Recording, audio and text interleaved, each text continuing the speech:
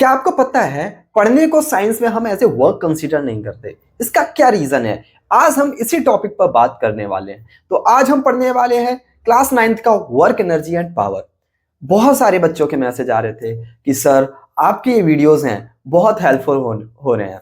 तो इसी कड़ी में मैंने कहा चलो फिर से वीडियोस को कंटिन्यू करते हैं, क्योंकि अब हमारा टारगेट होगा पीरियोडिक एग्जाम। तो पीरियोडिक एग्जाम नवंबर मंथ के 2nd या 3rd वीक में होंगे। तो उसके लिए जैसे कि ही आपकी दिवाली के सेलिब्रेशन खत्म होंगे, आपके एग्जाम शुरू हो जाएंगे। अब जैसा कि आपको पता हर बार की तरह अब साइंस के यानी फिजिक्स के 3, केमिस्ट्री के 3, बायो के जो 2 या 3 चैप्टर आ सकते हैं, इस तरीके से आपके ओवरऑल लगभग 6 या 7 चैप्टर आने वाले हैं। तो उन सारे चैप्टर को कंप्लीट करेंगे। तो आज की क्लास में हम पढ़ने वाले हैं वर्क एंड एनर्जी। तो देखो, अगर आपने अभी से पहले वीडियोस नहीं देखे हैं तो सारे वीडियोस प्लेलिस्ट में हैं, आप उन सारी वीडियोस को देख सकते हैं। आज की क्लास के टॉपिक्स क्या क्या रहने वाले हैं, सबसे पहले हम पढ़ेंगे व्हाट इज वर्क, वर्क क्या है। देन मूव करेंगे एनर्जी, एनर्जी क्या है। फिर फॉर्म ऑफ एनर्जी, जिसमें हम 2 kinetic energy and potential energy के बारे में पढ़ेंगे। फिर law of conservation of energy, जो हमारा law of conservation of energy क्या कहता है उसके बारे में समझेंगे। देन पावर को। तो अगले 30 से 40 मिनट के लिए पेन और पेपर को लेकर के बैठ जाइएगा, क्योंकि अगर आप 100% फोकस के साथ इस क्लास में रहेंगे तो मैं ये आपके पूरे दावे के साथ कह सकता हूं, एंड ऑफ द क्लास आपके सारे कंसेप्ट, आपके सारे डाउट्स क्लियर हो जाएंगे। जैसा कि आपको पता है कि हम इसी तरीके से वीडियोस बनाते हैं। पहले 30 to 40 मिनट्स में कोशिश करेंगे कि हमारे पूरा वीडियोस कंप्लीट हो जाए, कंसेप्ट क्लियर हो जाए। इन नेक्स्ट वीडियोस में हम मोस्ट एक्सपेक्टेड और मोस्ट इंपॉर्टेंट क्वेश्चंस पर बात करेंगे। तो सबसे पहले हम बात करते हैं व्हाट इज वर्क। वर्क क्या है? Work is said to be done when force apply on a body displace the body through a certain distance in the direction of applied force. यानी फोर्स वह है, जब हम फोर्स डन कहेंगे जब कोई ऑब्जेक्ट फोर्स लगाए और उस बॉडी को, ऑब्जेक्ट को क्या कर दे, डिस्प्लेस कर दे। चलो समझते हैं कैसे। इसका मतलब क्या है कि मान लीजिएगा चिंटू है, इस ऑब्जेक्ट पर फोर्स लगा रहा है और ये फोर्स लगा करके इस ऑब्जेक्ट को यहां से यहां डिस्प्लेसमेंट कर दे, इसको यहां से यहां मूव कर दे, तब हम क्या कहेंगे, वर्क कहेंगे। अदरवाइज हम वर्क नहीं कहेंगे। तो वर्क का जो हमारा फॉर्मूला होता है वो क्या होता है, W बराबर F इंटू एस। W बराबर F into S, where W क्या है, वर्क है। सर W क्या है, वर्क है। और इसके साथ साथ जो हमारा F क्या है, वो क्या है, फोर्स है। और S क्या है, S हमारा है डिस्प्लेसमेंट, डिस्प्लेसमेंट। अब देखो, जैसा कि आपको पता है कि सर हम SI यूनिट कैसे फाइंड करते हैं। SI यूनिट को फाइंड करने का सिंपल सा तरीका है कि जो भी फॉर्मूले में यूनिट्स गिवन है उनकी यूनिट रख दो। जैसे कि आपको पता है सर कि जो फोर्स है उसका SI यूनिट क्या होता है, न्यूटन, और डिस्प्लेसमेंट का क्या होता है, मीटर। तो हमारा SI यूनिट क्या हो गया, न्यूटन इंटू मीटर। और इसी को हम क्या कहते हैं, जूल भी कहते हैं। क्या कहते हैं, जूल कहते हैं। ठीक है, इसे हम J से भी रिप्रेजेंट करते हैं। ठीक है, तो हम क्या कह सकते हैं कि सर SI यूनिट क्या हो गया हमारा, न्यूटन इंटू मीटर, या फिर हम क्या कह सकते हैं, जूल कह सकते हैं। इसके साथ अब क्वेश्चन ये आता है कि हमेशा जब भी किसी भी फिजिकल क्वांटिटी के बारे में आप पढ़ रहे हो तो आपको पता होना चाहिए कि हमारा स्केलर क्वांटिटी है या वेक्टर क्वांटिटी है। तो हमारा वर्क क्या है, स्केलर क्वांटिटी है। क्या है, स्केलर क्वांटिटी है। वर्क हमारा क्या है, स्केलर क्वांटिटी है।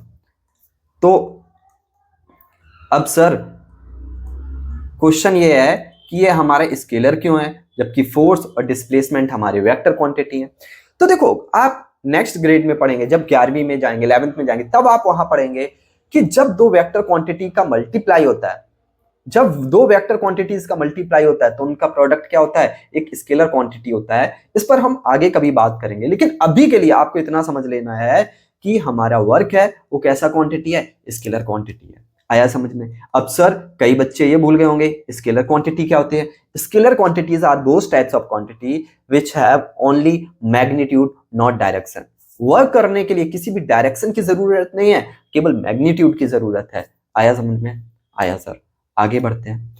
अब देखो, अब अगला हमारा क्वेश्चन है, why something not much work is does in spite of working hard.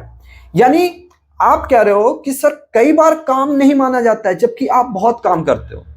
मम्मा कहती हैं, देखो आपने अक्सर आप लोगों की मम्मा कहती हैं, सर ये कुछ नहीं पढ़ता, ये कुछ काम ही नहीं करता, क्योंकि उनकी नजर में पढ़ना कोई काम नहीं है। यही साइंटिफिक दृष्टिकोण है। ऐसा क्यों है, समझते हैं। देखो, reading, writing, drawing, thinking, analysing, all energy consuming, but in the scientific manner no work is done above cases.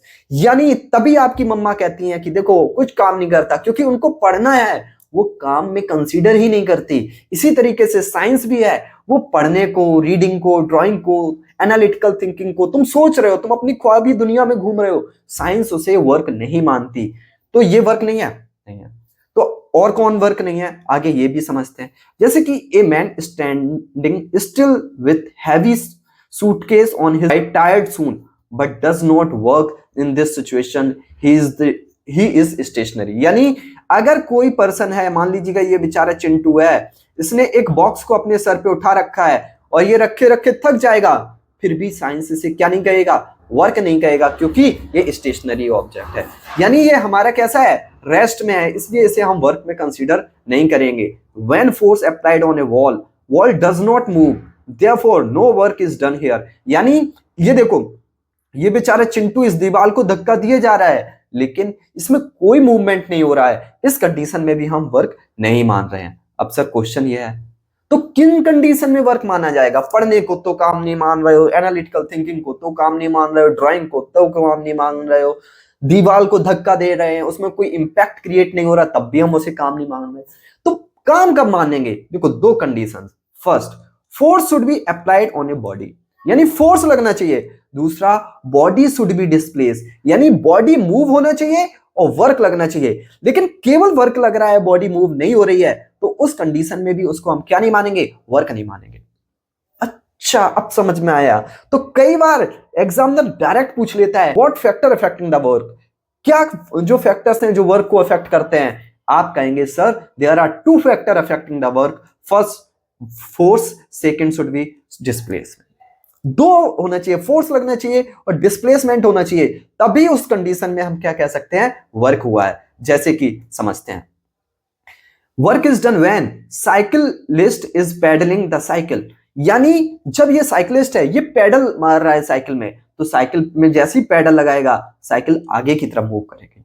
इसी तरीके से a man is lifting load upward और डाउनवर्ड डायरेक्शन। अब इसने क्या किया है, ऑब्जेक्ट यहां रखा होगा, ये जो डेड लिफ्ट है ये यहां रखा होगा, इसने लिफ्ट करके ऊपर ले गया या फिर डाउनवर्ड ले गया है। अब यहां क्या, ऑब्जेक्ट में डिस्प्लेसमेंट हो रहा है, ऑब्जेक्ट मूव हो रहा है, तो इस कंडीशन में क्या है, वर्क हो रहा है। अब आपको समझ में आ गया होगा पढ़ना हमें क्यों वर्क नहीं है, क्योंकि वहां कोई फोर्स नहीं लग रहा है। सेकेंड थिंग, एनर्जी तो कंज्यूम हो रही है, लेकिन वहां कोई फोर्स नहीं लग रहा है और ऑब्जेक्ट है वो डिस्प्लेसमेंट नहीं हो रहा है, तो इस कंडीशन में वर्क नहीं लगेगा।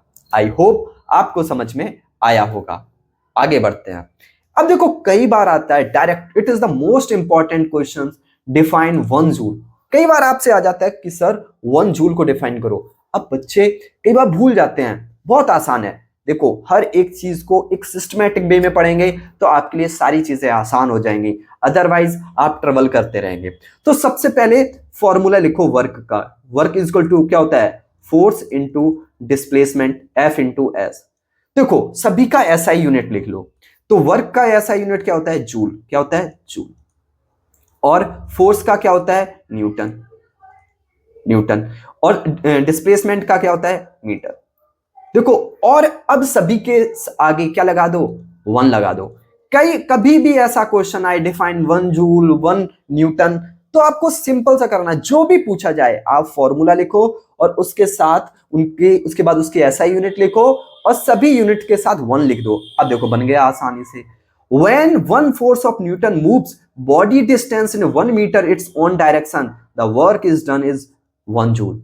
क्या कहा जा रहा है, जब एक न्यूटन फोर्स किसी ऑब्जेक्ट पर लगाएंगे और 1 मीटर का डिस्प्लेसमेंट होगा, तब हम उसे क्या कहेंगे, 1 जूल कहेंगे। क्या कहेंगे, 1 जूल कहेंगे। तो सिंपल सा वर्ड में क्या कह सकते हैं कि when one Newton of force applied on a body and its move or its displacement 1 meter in its own direction, then it is said to be 1 joule work done.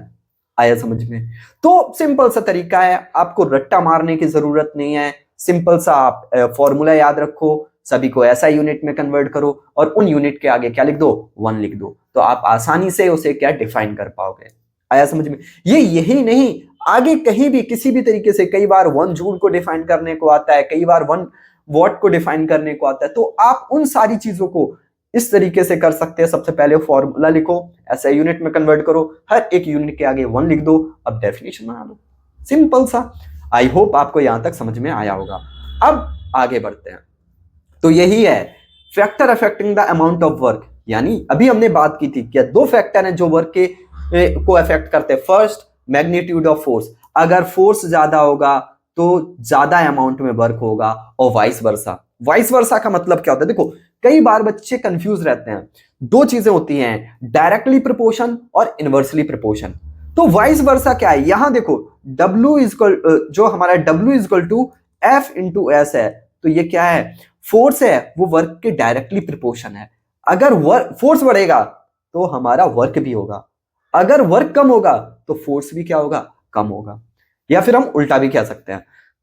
दूसरा, displacement, greater displacement greater amount of work done, अगर ज्यादा displacement हो रहा है तो ज्यादा amount में क्या होगा? वर्क डन होगा। तो ये दोनों क्या है? डायरेक्टली प्रोपोर्शन है। अब सर जो हमारा इनवर्स प्रोपोर्शन होता है या कैसे होता है, समझिएगा।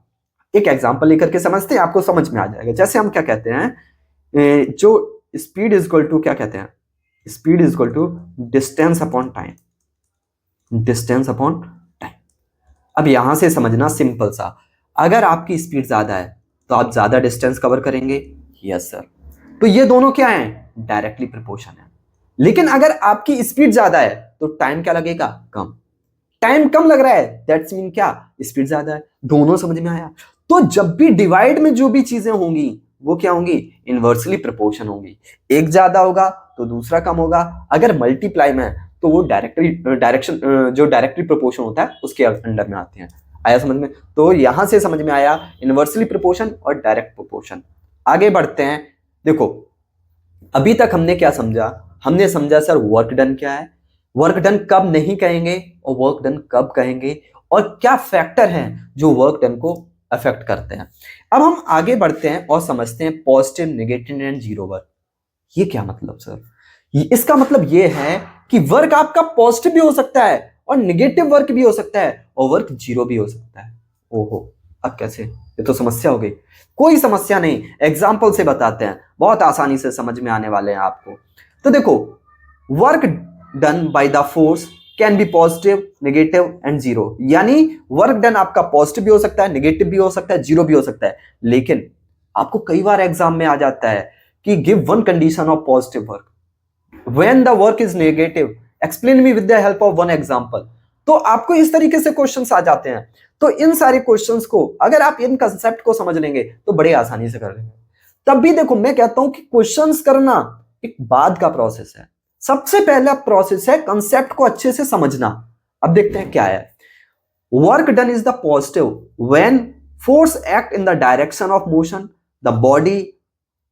देखो इसका मतलब क्या है कि देखो ये जो है, ये बेचारा चिंटू है और अपने दोस्त बबलू को ये क्या है, एक गाड़ी में बैठा के ले जा रहा है।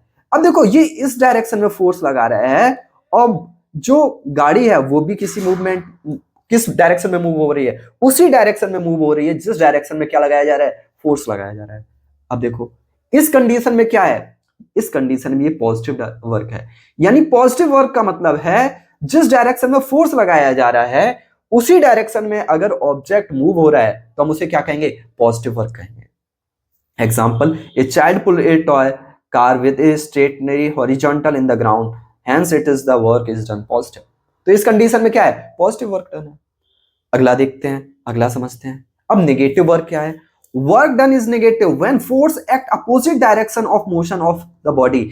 यानी जिस डायरेक्शन में मोशन हो रहा है उसके अपोजिट डायरेक्शन में फोर्स लग रहा है, तो उस कंडीशन में क्या कहेंगे, हम कहेंगे कि सर ये नेगेटिव फोर्स है। कैसे, एग्जांपल से समझते हैं। The work done by the gravity on A rocket is perpendicularly upward.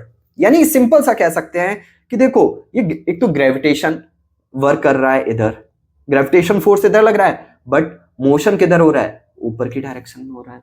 या फिर हम कह सकते हैं कि रॉकेट के ऊपर फोर्स लग रहा है पीछे की तरफ, लेकिन ये मूव कैसा कर रहा है, आगे की तरफ मूव कर रहा है। ये हमारा क्या है, नेगेटिव वर्क है। इसी तरीके से आपको पता है जो हमारा फ्रिक्शन है, मान लो ये किसी चिंटू है, किसी बॉक्स को धक्का दे रहा है, बॉक्स इधर मूव कर रहा है, लेकिन उसके अपोजिट डायरेक्शन में कौन सा फोर्स लग रहा है, फ्रिक्शन फोर्स लग रहा है। तो फ्रिक्शन फोर्स किसी सरफेस के अपोजिट डायरेक्शन में लग रहा है, ये भी क्या है, हमारा नेगेटिव वर्क का एग्जांपल है।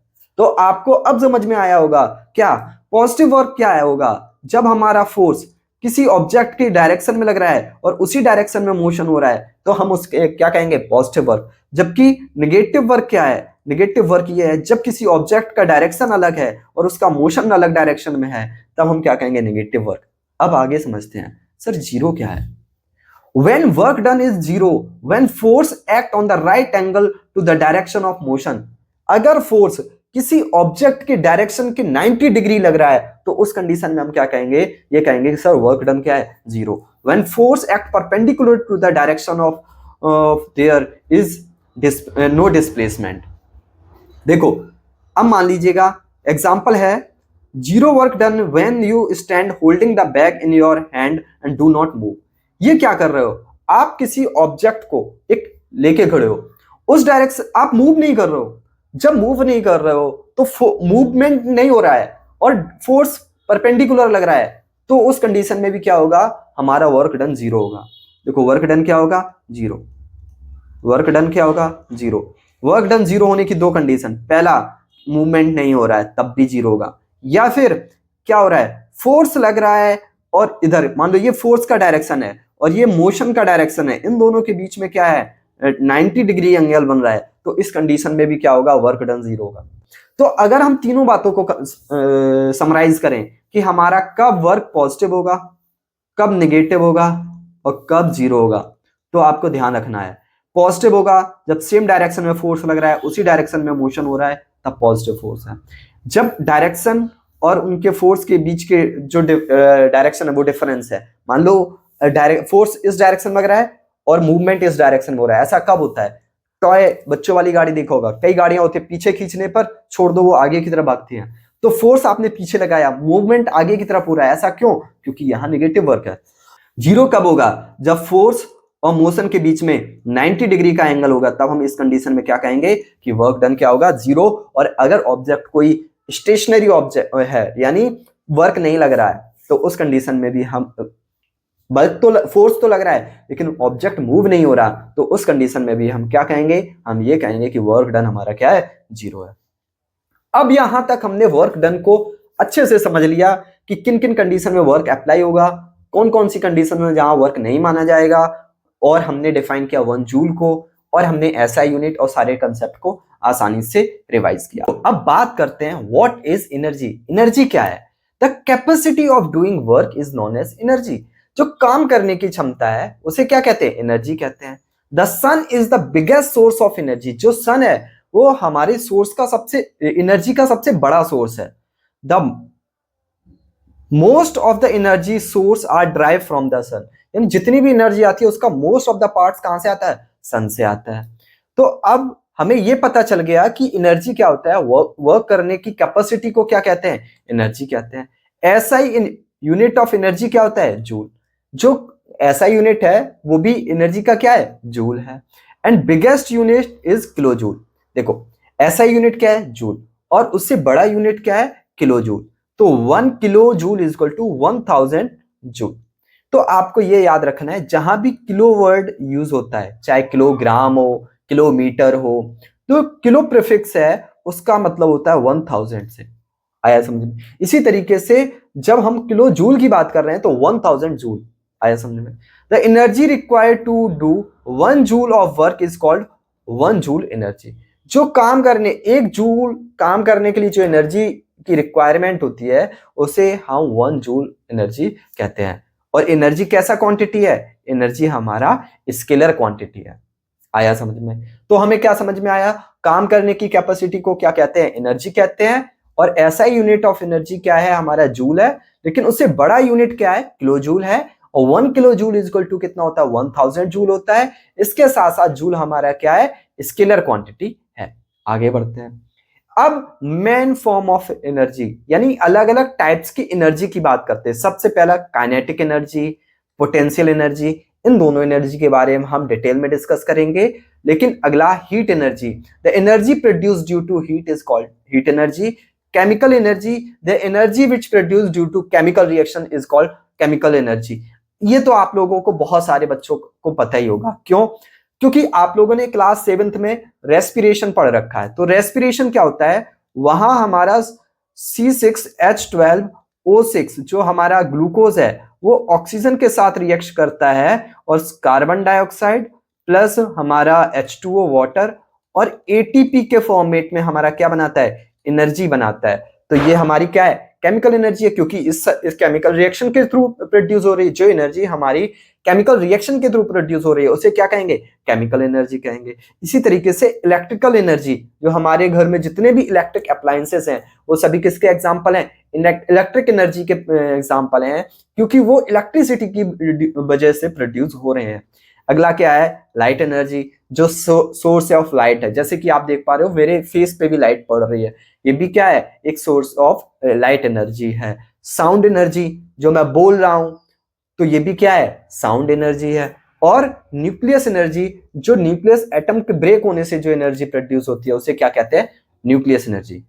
तो ये सारे टाइप्स ऑफ एनर्जी हैं या फिर फॉर्म्स ऑफ एनर्जी हैं। लेकिन इस चैप्टर में, क्योंकि मैंने सोचा कि चलो इनके नाम के साथ एटलीस्ट फैमिलियर हो जाए और एक एक एग्जाम्पल भी याद रहेगा एटलीस्ट, तो इस वजह से मैंने डिस्कस किया। अब हम जो डिस्कस करने वाले हैं वो हम सबसे पहले डिस्कस करेंगे what is kinetic energy. Kinetic energy क्या है? तो देखो, the energy of a body due to motion is called kinetic energy. जो मोशन की वजह से प्रोड्यूस हो रही है एनर्जी उसे क्या कहेंगे? काइनेटिक एनर्जी कहेंगे। जैसे example, moving of cricket ball running water, यानी जो रनिंग वाटर है, मूविंग ऑफ क्रिकेट बॉल, जो बॉल है वो मूव कर रही है, वो किसकी वजह से मूव कर रही है? काइनेटिक एनर्जी की वजह से। मूविंग ऑफ बुलेट, जो गोली से निकलने वाली जो बुलेट है वो भी किसकी वजह से रन कर रही है? वो काइनेटिक एनर्जी की वजह से। फ्लोइंग ऑफ विंड, जो हवा बह रही है वो भी क्या है? वो भी एग्जांपल है हमारा काइनेटिक एनर्जी का। तो देखो, आपको ध्यान होगा काइनेटिक एनर्जी हमने एक जगह और पढ़ा था, वो केमिस्ट्री के चैप्टर में पढ़ा था वहां, कि काइनेटिक एनर्जी होता है। क्यों? क्योंकि जब हम वाटर बॉयल कर रहे होते हैं तो पार्टिकल्स मूव करना शुरू होते हैं, जिसकी वजह से वहां क्या होता है? काइनेटिक एनर्जी प्रोड्यूस होती है। आपको याद होगा सेकेंड चैप्टर में या फर्स्ट चैप्टर में हमने इसके बारे में बात की थी। अब देखो, अब काइनेटिक एनर्जी का फॉर्मूला क्या है, हम कैसे डेरिवेशन करेंगे, इस बात को लेकर के अब हम डिस्कस करते हैं और समझते हैं कि हम इस तरीके से कैसे डेरिवेशन कर सकते हैं किसका? काइनेटिक एनर्जी का। जो हमारा फॉर्मूला है वो कैसे आता है।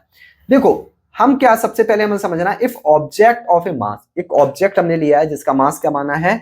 m, moving with uniform velocity u, it displays the through a distance s and force f and act on its direction of displacement, its velocity change from v to u।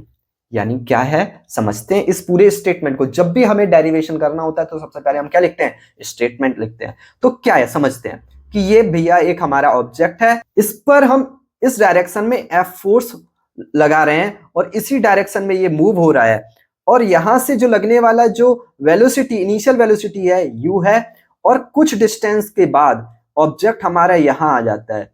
तो अब जो velocity है वो क्या है? v है, और distance कितना हुआ है? s डिस्प्लेसमेंट किया है, यानी एक ऑब्जेक्ट है जिसका मास कितना है? am है। तो मास तो सेम रहेगा। अगर m पहले है किसी ऑब्जेक्ट में, मान लीजिएगा ये हमारे पास बोतल है, इस बोतल का मास m है, हमने इसको धक्का दिया तो क्या अब चेंज हो जाएगा मास? नहीं, मास तो सेम रहेगा। तो मास सेम रहेगा, या फोर्स लगाने से मास में चेंज थोड़ी आता है। तो मास तो सेम रहेगा ऑब्जेक्ट का, वेलोसिटी जो पहले वेलोसिटी थी उसमें चेंज हुआ होगा, v से u से v हो जाएगा। इसी तरीके से जो डिस्टेंस ट्रेवल किया उसे क्या कह रहे हैं हम? डिस्प्लेसमेंट s कह रहे हैं। अब हमें कैलकुलेट क्या करना है? काइनेटिक एनर्जी का फॉर्मूला डेरिवेट करना है। तो देखो, सबसे पहले हम क्या करेंगे? Work done. तो वर्क डन यहां क्या होगा?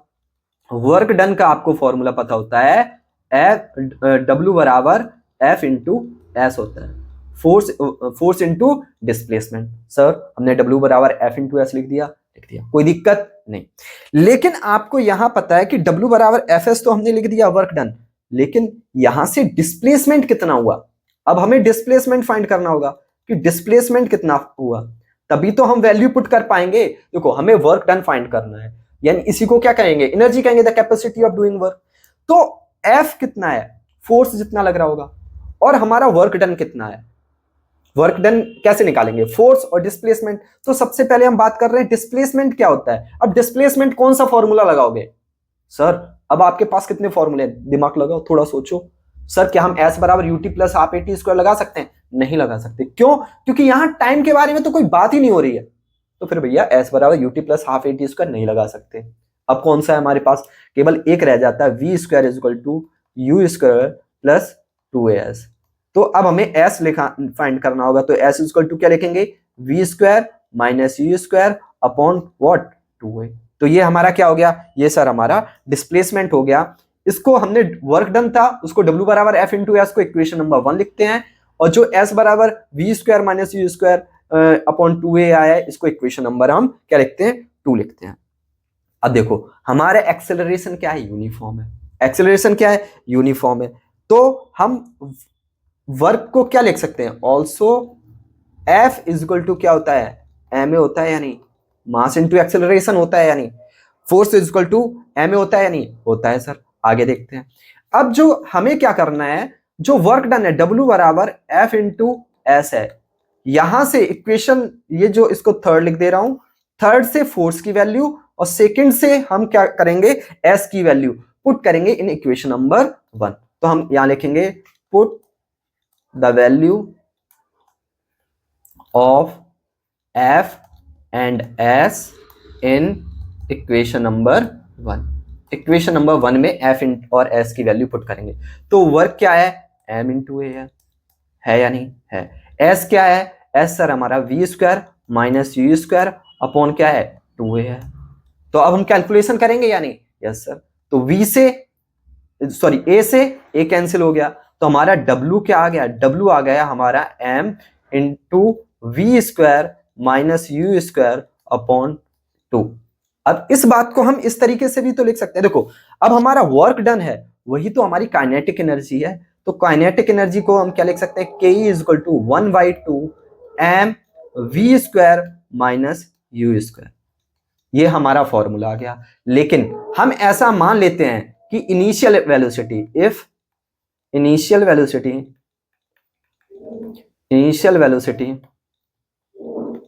इज जीरो,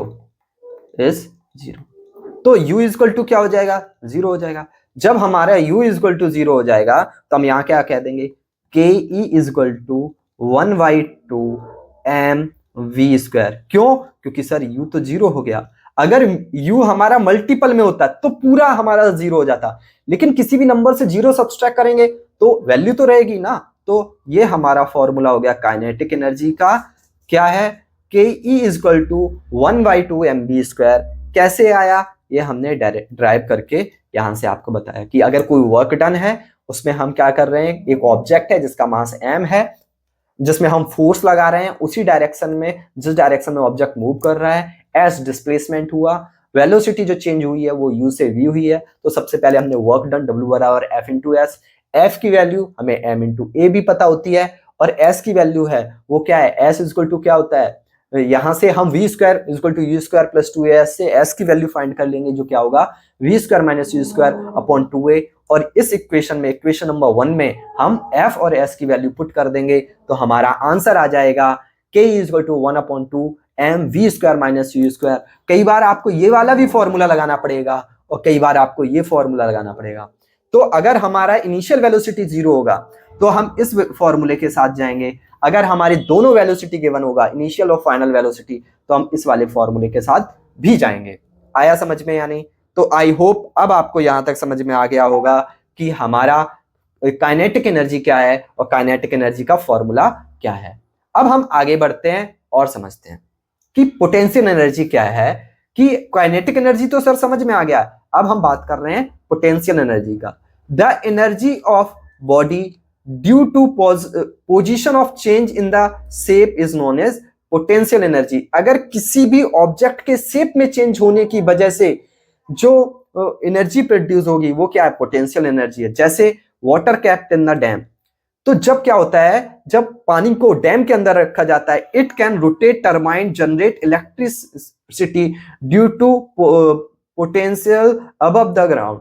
देखो जब किसी भी ऑब्जेक्ट से हमने ऊपर पानी, देखो डैम कभी देखा है तो डैम में क्या होता है, पानी को जमीन से ऊपर ले जाकर के रखा जाता है, जब वो गिरता है टरबाइन के ऊपर उससे क्या होता है, इलेक्ट्रिसिटी जनरेट होती है। तो ये क्या पानी के शेप में चेंज कर रहे हैं, एक पानी को नीचे रख जनरली फ्लो हो रहा था तो मूवमेंट की वजह से काइनेटिक एनर्जी प्रोड्यूस हो रही थी, लेकिन मैंने उसको उठा के, पानी को उठा के इन सेंस उसको डैम को बना दिया, तो जिसकी वजह से पानी ग्राउंड से अबव हो गया, तो जिसकी वजह से क्या है, पोटेंशियल एनर्जी प्रोड्यूस हो रही है। अगला, work up spring of the toy car. तो जैसे आपने देखा होगा बच्चों की कार होती है उसमें स्प्रिंग लगा होता है, जब उसे हम पीछे की तरफ खींचते हैं गाड़ी आगे की तरफ जाती है, स्ट्रिंग लगा होता है, धागा पीछे खींचते हो गाड़ी रखते हो आगे भागती है। वो क्यों? क्योंकि पोटेंशियल एनर्जी की वजह से होता है। अगला एक और एग्जांपल समझते हैं और अच्छे से क्लियर आएगा। बेंट स्ट्रिंग ऑफ बो। जब आप देखते हो कोई भी तीरंदाज क्या करता है, उस स्ट्रिंग में बो को पीछे खींचता है तो उसमें शेप में चेंज कर रहा है स्ट्रिंग में, और जैसे ही छोड़ता है तो वो एरो है वो आगे जाता है। क्यों? पोटेंशियल एनर्जी की वजह से। तो ये हमारा चाहे डैम का एग्जाम्पल हो, चाहे फिर हमारा चाइल्ड टॉय के कार टॉय है जिसमें स्प्रिंग यूज होता है उसका एग्जाम्पल हो, या फिर इसके साथ स्ट्रिंग बो का एग्जाम्पल हो, ये सभी किसके एग्जाम्पल हैं? पोटेंशियल एनर्जी के एग्जाम्पल है। अब सर क्वेश्चन यही है कि पोटेंशियल एनर्जी का फॉर्मूला कैसे ड्राइव करेंगे। तो देखो पोटेंशियल एनर्जी के फॉर्मूले को ड्राइव करने के लिए आपको समझना होगा क्या, कि हमने क्या किया है बेटा, एक मास ऑब्जेक्ट है जिसका हमने माना है कि कोई भी ऑब्जेक्ट है, मास m है, और उसको हमने h हाइट पर ले जाकर के रख दिया है। तो मास यहाँ m था, यहाँ भी m रहेगा, लेकिन हाइट कितना हो गया? h हाइट पे रखा है। तो अब हमें क्या करना है, हमें फाइंड करना है वर्क डन। तो जो वर्क डन होता है वो वर्क डन किसके इक्वल होता है? फोर्स इनटू डिस्प्लेसमेंट, या फिर हम फॉर्मूले में भी लिख सकते हैं W बराबर F इंटू एस। इसको हमने इक्वेशन नंबर 1 लिखा।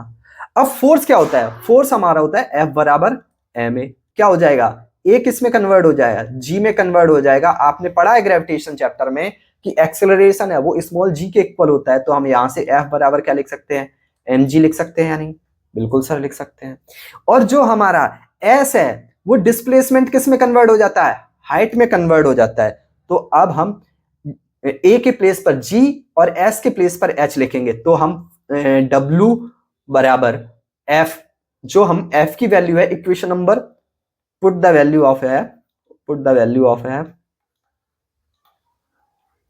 Of f in equation number 1। Equation number 1 में पुट करेंगे तो क्या हो जाएगा? जैसे ही हम f के प्लेस पर क्या लिख सकते हैं? mg, और s है जो पहला डिस्प्लेसमेंट है इसके प्लेस पर क्या लिख देंगे? h। तो जो वर्क डन है वो किसके इक्वल हो जाएगा? mgh के इक्वल हो जाएगा। और वर्क डन को ही हम क्या कहेंगे? पोटेंशियल एनर्जी कहेंगे। तो पोटेंशियल एनर्जी का फॉर्मूला क्या हो गया? mgh, that's it. तो आपको दो फॉर्मूले याद रखने हैं यहाँ, kinetic energy is equal to 1/2 mv square और potential energy is equal to mgh। कैसे आए हैं, कैसे ड्राइव करके आए हैं, इनको भी हमने डिस्कस किया। अब हम अगला इंपॉर्टेंट टॉपिक पढ़ते हैं। ये क्यों इंपॉर्टेंट टॉपिक है? यहां से इस स्लाइड से 1 मार्क्स एमसीक्यूज में या फिर डायरेक्ट क्वेश्चंस आ सकता है 1 मार्क्स क्वेश्चन में। तो आपको इस तरीके से सोचना होगा, चाहे रीजन असर्शन में या किसी भी तरीके से 1 मार्क्स क्वेश्चन आ सकता है। ट्रांसफॉर्मेशन ऑफ एनर्जी, या एनर्जी एक फॉर्म से दूसरे फॉर्म में चेंज हो रही है, उसे कहते हैं हम transformation of energy. The change of one form of energy to another form of energy is known as transformation of energy. Sir ये क्या मतलब है? जैसे मैं बोल रहा हूं तो मैंने जो फूड कंज्यूम किया था उससे हमें एटीपी के फॉर्मेट में एनर्जी मिली थी, उस एनर्जी को मैं कैसे ट्रांसफॉर्म कर रहा हूं? मैं साउंड के फॉर्मेट में चेंज कर रहा हूं। तो यहां जो एनर्जी है वो मेरे अंदर की बॉडी की एनर्जी है, वो साउंड एनर्जी में चेंज हो रही है। आया समझ में यानी? तो यहां कुछ इंपॉर्टेंट एग्जाम्पल हैं जो ट्रांसफॉर्मेशन के याद रखने हैं। कुछ इंस्ट्रूमेंट्स होते हैं जो एनर्जी को चेंज करते हैं। सबसे पहले हम एग्जाम्पल लेते हैं इलेक्ट्रिकल मोटर। इलेक्ट्रिकल मोटर क्या है? जितने भी हमारे घरों में मोटर्स यूज होती हैं, चाहे फिर वो आपका वॉशिंग मशीन का मोटर हो, ग्राइंडर का मोटर हो, किसी भी तरीके से मिक्सी है, वो उन सारी चीजों में क्या होता है? यूज होता है मोटर यूज होता है, इलेक्ट्रिक मोटर यूज होता है, उन सभी का काम क्या होता है, इलेक्ट्रिक एनर्जी को कन्वर्ट करना होता है मैकेनिकल एनर्जी में। तो जैसे आपके घर पे इलेक्ट्रिसिटी का सप्लाई है तो वो इलेक्ट्रिक एनर्जी आ रहा है, वहां हमने क्या लगाया है, आपने मान लो वॉशिंग मशीन लगाया है, तो वॉशिंग मशीन में क्या होता है, अब मोटर रोटेट हो रही है जिससे क्या हो रहा है, मैकेनिकल एनर्जी प्रोड्यूस हो रही है जिसकी वजह से आपके कपड़े हैं वो क्लीन हो रहे हैं रोटेशन की वजह से। आया समझे, वहां एक और फिनोमेना होता है, उसके बारे में कभी और बात करेंगे, लेकिन इन जनरल आपको अभी हम इतना समझ में आया। सेकंड क्या है, इलेक्ट्रिकल जनरेटर। अब इलेक्ट्रिकल जनरेटर क्या है, आपने शादियों में देखा होगा कि वहां जनरेटर होता है, बहुत ज्यादा साउंड क्रिएट कर रहा होता है, वो क्या है, हमारा इलेक्ट्रिक जनरेटर है। अब वो क्या है, मैकेनिकल एनर्जी को कन्वर्ट कर रहा होता है इलेक्ट्रिकल एनर्जी में, वो व्हील्स होता है, वो घूम रहा है। अब व्हील घूम रहा है जिसकी वजह से क्या हो रहा है, इलेक्ट्रिकल एनर्जी प्रोड्यूस हो रही है। इसको हम क्लास 10th में पढ़ेंगे। यहाँ पूरा फिनोमेना होता है, पूरा डिजाइन होता है, स्ट्रक्चर होता है जिसको हम पढ़ते हैं इलेक्ट्रिकल जनरेटर का, कैसा हमारा डिजाइन होता है, कैसे हमारा इलेक्ट्रिक मोटर का डिजाइन होता है, इनको हम नेक्स्ट क्लास में पढ़ेंगे। अगला क्या है, स्टीम इंजन। अब स्टीम इंजन क्या कर रहा है, हॉट एनर्जी को काइनेटिक एनर्जी में कन्वर्ट कर रहा है। इसी तरीके से इलेक्ट्रिक बल्ब है, वो इलेक्ट्रिक एनर्जी को लाइट एनर्जी में कन्वर्ट कर रहा है। ड्राई सेल है, वो केमिकल एनर्जी को हमारा इलेक्ट्रिकल एनर्जी में कन्वर्ट कर रहा है। अब सर ये केमिकल एनर्जी क्या है, ड्राई सेल क्या है, ये सभी आप केमिस्ट्री 12th क्लास में पढ़ोगे जाकर के। तो यानी आप देख रहे हो ना, एनर्जी के बारे में हमें आगे क्लास में भी पढ़ना पड़ेगा, तो उनकी स्ट्रक्चर के बारे में इन डिटेल डेप्थ नॉलेज हम अगली क्लासेस में पढ़ेंगे। सोलर एनर्जी लाइट एनर्जी को कन्वर्ट करता है इलेक्ट्रिकल एनर्जी में। आप थोड़ा सा कॉमन सेंस लगाओ और सोचो, सोलर पैनल का क्या काम होता है, सोलर पैनल होता है, उसका क्या काम होता है, सोलर पैनल होता है वो आपका क्या करता है, सनलाइट को क्या करता है, सन एनर्जी को लेता है, और ये क्या करता है, ये बैटरी में देता है, यानी सोलर सेल में देता है, जहां क्या होता है, इलेक्ट्रिक एनर्जी क्या होता है, स्टोर करके रखता है, जब आपको जरूरत होती है तब आप ऑन करते हैं। तो ये क्या है, ये सारे हमारे ट्रांसफॉर्मेशन ऑफ एनर्जी हैं, एक फॉर्म ऑफ एनर्जी से दूसरे फॉर्म ऑफ एनर्जी में कन्वर्ट होना, इसे हम क्या कहते हैं, ट्रांसफॉर्मेशन ऑफ एनर्जी कहते हैं। आया समझ में या नहीं, आई होप आपको समझ में आया होगा। अब द मोस्ट इंपॉर्टेंट टॉपिक है law of conservation of energy. कई बार बच्चों को समझ में भी नहीं आता, चलो मैं समझाता हूं और पूरा फोकस के साथ समझिएगा। मैं कह रहा हूं कि अगर आप मुझे अगले 5 से 7 मिनट देंगे, 100% दावे के साथ कहता हूं आपको लॉ ऑफ कंजर्वेशन एनर्जी अच्छे से समझ में आ जाएगा। देखो पहला पॉइंट क्या है, energy can be neither be created nor be destroyed, it can be only transform from one form of another form, the total energy before and after transition remain same. यानी जो भी एनर्जी है वो convert हो रही है, वो same रह रही है। जैसे कि देखो अभी मैं बोल रहा हूं एनर्जी क्या कैसे, देखो हमने फूड को कंज्यूम किया तो फूड से हमें क्या मिला, एनर्जी, तो वो भी एक क्या था, सोर्स ऑफ एनर्जी था। अब एनर्जी जब हमें मिल गया है उसकी ही मदद से हम एनर्जी की मदद से क्या कर पा रहे हैं, बोल पा रहे हैं। तो जो हमें एनर्जी मिली है वही हम क्या कर रहे हैं, साउंड एनर्जी में प्रोड्यूस कर रहे हैं। तो एनर्जी खत्म नहीं हो रहा है, ये केवल एक फॉर्म से दूसरे फॉर्म में चेंज हो जा रहा है। जैसे कि समझिएगा, आपने क्या किया, एक प्रेस को लगाया है स्विच में, अब प्रेस ने क्या किया, इलेक्ट्रिक एनर्जी को लिया और हीट एनर्जी में प्रोड्यूस कर रहा है, जिसकी वजह से आप कपड़े जो हैं वो प्रेस कर पा रहे हैं।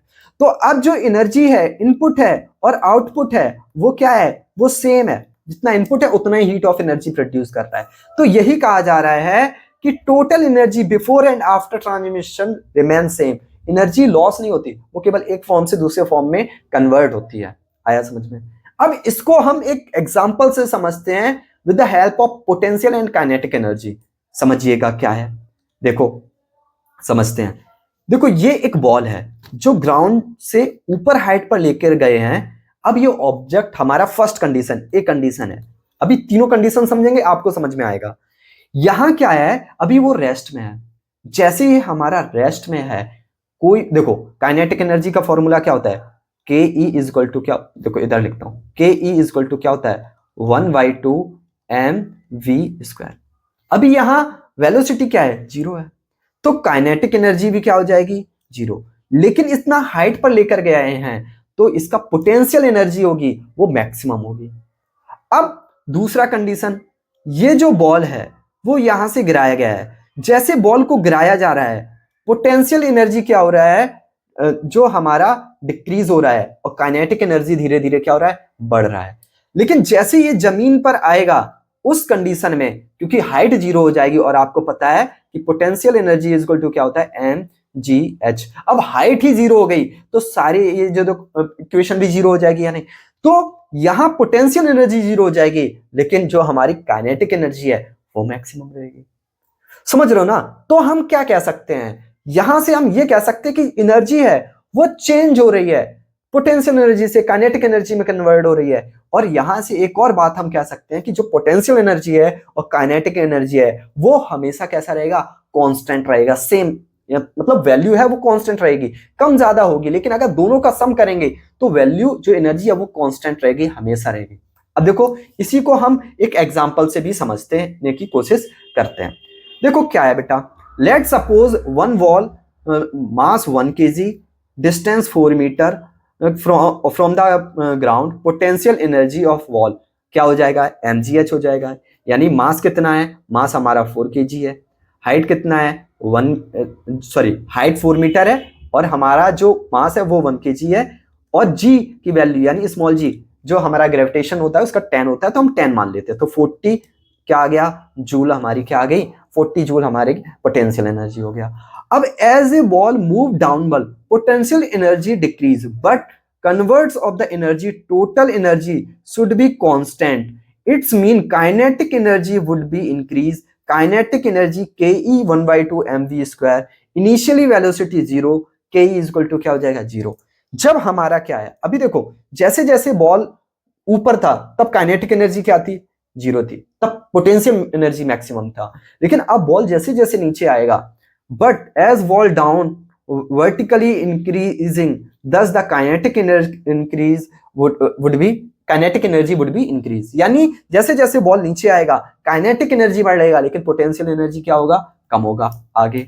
thus we can say that potential energy transformed into the kinetic energy and total mechanical energy is constant, यानी जो हम पोटेंशियल एनर्जी और काइनेटिक एनर्जी का सम करेंगे, क्यों देखो मान लो तब पोटेंशियल एनर्जी मैं मान लेता हूं पहले क्या था 40 था लेकिन काइनेटिक एनर्जी कितना था जो हमारा 0 था, तब भी दोनों का सम कितना है, टोटल वैल्यू क्या है 40 है। लेकिन एंड में जब हमारा काइनेटिक एनर्जी 40 हो जाएगा और पोटेंशियल एनर्जी 0 हो जाएगा तब भी दोनों का सम क्या रहेगा, सेम रहेगा। तो हम क्या कह सकते हैं, यहां से कंक्लूजन ये निकाल सकते हैं कि पोटेंशियल एनर्जी और काइनेटिक एनर्जी दोनों का सम क्या होगा, हमारा कांस्टेंट रहेगा थ्रू आउट द, जब बॉल गिरती है ऊपर से नीचे। तो यही है when the ball finally hit the ground it become rest, अब जब बॉल जमीन पर गिरेगी तब वो रेस्ट में हो जाएगा और potential energy and kinetic energy both are 0। अब सर अभी तो आप कह रहे थे कि जो पोटेंशियल एनर्जी है और काइनेटिक एनर्जी है वो एनर्जी लॉस ही नहीं होती, अब यहां तो दोनों 0 हो गए। लेकिन भैया पूरे बात तो कंप्लीट करने दो, लेकिन 0 हो गया तो 40 kinetic energy convert into the sound and heat energy, तो अब वहां से क्या होगा, जैसे ही बॉल गिरेगी तो साउंड प्रोड्यूस होगा और जो ग्राउंड पर हीट, आप देखना एक बड़ा सा पत्थर उठा के जमीन पर पटकना, पहले उसे टच करके देखना और बाद में ऑब्जर्व करके देखना, थोड़ा सा टेम्परेचर चेंज होगा। नहीं समझ में आ रहा है, मम्मा के पास जाओ और एक थप्पड़ खा के देखो, आपको तुरंत पता चलेगा कि इस वाले सरफेस पे क्या हुआ है, एनर्जी प्रोड्यूस हुआ है और साउंड प्रोड्यूस हुआ है। इतना चेहरा क्या हो गया, लाल हो गया है, और क्योंकि टेम्परेचर बढ़ गया है, अब नहीं भूलोगे। तो यहां क्या है कि जो हमारी पोटेंशियल एनर्जी है, काइनेटिक एनर्जी 0 हो गया है, लेकिन वो एनर्जी का फॉर्म ट्रांसफॉर्म हो गया है, एक फॉर्म से दूसरे फॉर्म में कन्वर्ट हो गया है। वहां क्या हुआ है, साउंड एनर्जी और हीट एनर्जी प्रोड्यूस हुआ है। आया समझ में, अब नहीं भूलने वाले, ठीक है ना। तो इस तरीके से sound produce heating and ground get bit heat, यानी थोड़ा बहुत हीट हो जाएगा, उतना ही जितना कि थप्पड़ पड़ने पर आपका चेहरा लाल होता है और गर्म होता है, ठीक है ना। आया समझ में, आगे बढ़ते हैं। अब ये हमारा पोटेंशियल एनर्जी और काइनेटिक एनर्जी, तो हम अगर हम आगे बढ़ने से पहले law of conservation of energy को अगर हम समराइज करें तो क्या कह सकते हैं। सबसे पहले एनर्जी ना ही डिस्ट्रॉय की जा सकती है ना ही क्रिएट की जा सकती है, ये केवल एक फॉर्म ऑफ एनर्जी से दूसरे फॉर्म ऑफ एनर्जी में चेंज होता है। दूसरा जो इंपॉर्टेंट कंक्लूजन ये है कि पोटेंशियल एनर्जी और काइनेटिक एनर्जी का सम है वो कांस्टेंट रहता है। देखो तीनों कंडीशन लिया है, ए बी सी, ये जब एक बॉल को ऊपर रखा फिर मिड में आया फिर नीचे गिर गया, लेकिन आप देख रहे हो एनर्जी क्या हुआ है, वन फॉर्म ऑफ एनर्जी से दूसरे फॉर्म ऑफ एनर्जी में कन्वर्ट हुआ है। आया समझ में। आगे हम समझते हैं रेट ऑफ डूइंग वर्क। जो रेट ऑफ डूइंग वर्क है उसी को क्या कहते हैं, पावर कहते हैं। तो पावर क्या है? पावर क्या है? Power is defined as the rate of consumption, यानी जितना एनर्जी का कंज्यूमशन हुआ है उसे क्या कहते हैं? पावर। तो हमारा P इज इक्वल टू क्या होता है? वर्क डन अपॉन टाइम, यानी जितना हमारी एनर्जी कंज्यूम हुई है उसको क्या कहते हैं? Work done upon time. अब बात करते हैं एसआई यूनिट क्या होता है पावर का। तो एसआई यूनिट होता है, क्या होता है? वॉट। क्या होता है? वॉट। आया समझ में? यानी तो एसआई यूनिट क्या होता है? वॉट होता है। आगे SI unit of power is watt. तो 1 वॉट इज इक्वल टू क्या होता है? Joule upon second. 1 watt is equal to क्या होता है? Joule upon second. ऐसे क्यों? देखो ऐसा इसलिए होता है, अगर हम फिर से फॉर्मूले के पास जाएं तो हमारा वर्क डन क्या है? जूल, और टाइम सेकंड का ऐसा यूनिट क्या होता है? सेकंड। तो वॉट को हम क्या और लिख सकते हैं? जूल अपॉन सेकंड लिख सकते हैं, JOULE, ठीक है, स्पेलिंग करेक्ट कर लो, JU अपॉन सेकंड।